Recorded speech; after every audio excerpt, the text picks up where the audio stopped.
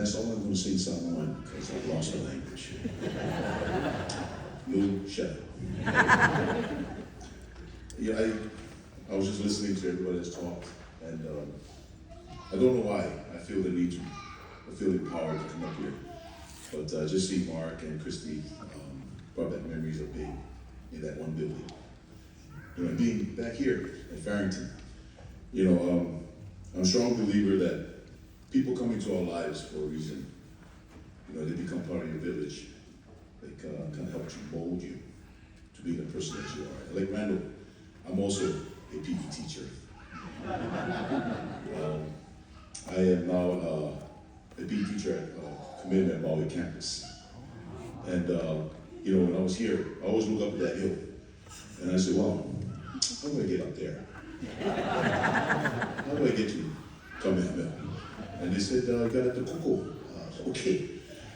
So I got to go to the back door and marry Hawaiian. So my kids had the privilege of going to Kamehameha on campus. But yeah, so you know, as I was growing up here at what we call Las Vegas, KPT. For those of you that are from there, raise your hand.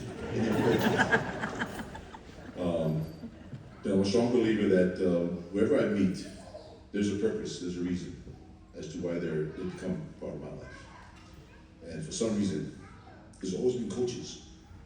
You know, ever since I was small, I was playing PAL. Is that thing still in existence? PAL, Police Academy League.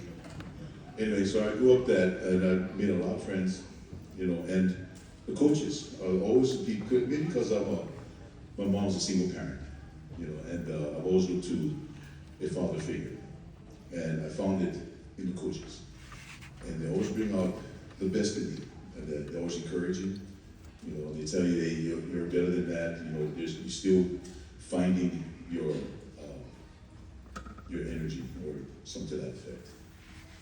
And I take it to heart, you know.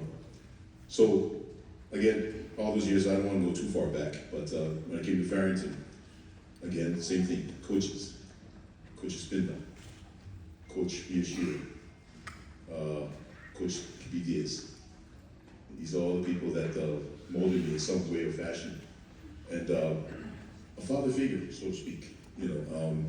And Coach P, although he wasn't my position coach, but he was my coach for basketball. Back then I was skinny. In fact, I used to call myself the anorexic hoggy in football. I look fat now, yeah? So I wear a medium shirt. So that way I feel better about myself. But these men have really shaped me into what I want to do in my life. And like Coach Randall, same thing. I go to classes, and my favorite two classes is PE and lunch. But every time I go to class, you know, Coach P was the weight training coach, and then back in the day, basketball was my first sport, my first love. Football, I can't handle that. There's hitting involved. But because I was like the oddball out, you know, I said, well, what am I going to do? All my friends are playing football. And so, I guess I got to go play football, you know. But like I said, I was an anorexic hoggy. You know, it's rather hard to put on weight. You know, the metabolism was just too great. But right now, the metabolism is when I think of food, I gain 5 pounds.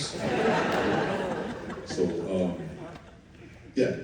So Coach P, you know, I loved his style of coaching, and yes, it's had a lot of saying, you know, that he had. But I loved his style of coaching for basketball. It was the run and shoot, platoon system, you know. And I said, wow, I'm a second team, I get to play. You know, every 3 minutes, we're in. Whether we're losing or winning, we got to play. And sometimes the second team, you know, outdo the first team. You know, rare occasions, but I'll take it. You know, I get to play. You know, so again, these individuals, these men, for whatever reason, that they're coaches, is the reason why I'm today that. same thing.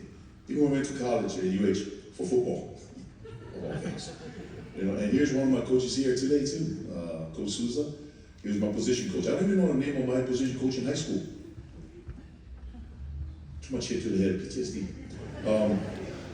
But again, I keep saying that these men, these individuals, because I didn't have a father. So I look to these guys who was always nurturing, was always positive, was always making me feel like, hey, you're more than what you are. And I took that to heart. So when I went to college, I said, I want to be that kind of person. So throughout my college years, when I had like summer, I went to do coaching. I volunteered at the YMCA, and I got to play with I was a group leader, and that's how I got to say, I love working with kids, and in some way or form, giving back to how it was. I never had that, and so working with kids, it made me feel like, okay, I'm a father figure as well, whether I like it or not. And so again, all these men have come into my life for a purpose, for a reason. And I thank God for Coach P. Like I said, thank you, Mark, for sharing, if Noah was here. Because these guys were teenagers when I was playing, I think. Were you a teenager back then? You had hair, though. You had long hair back then, The stress of marriage, See, I got a long mane there, But Noah and Mark were there to help with the dad, and got to love them as brothers. But Coach P, he was something else. You know what? One thing I'll tell you about Coach P is that when he gets angry in the game, I swear to God, he looks like he has a lazy eye. Does he have a lazy eye? Because he'll be talking to somebody there, the one eye looking at me. Sorry, Coach P, love you, man. But like I said, he's a happy-go-lucky guy. He's very approachable, very nurturing, and I want to be just like that. When Coach Souza is here, I want to be just like him when I go out someday. I'm only 29 here. But again, I just want to say thank you, family. Thank you for your dad. And that, like I said, I'm there, hopefully, as a teacher, a mentor, a coach, and I'd like to continue that legacy. Mahalo.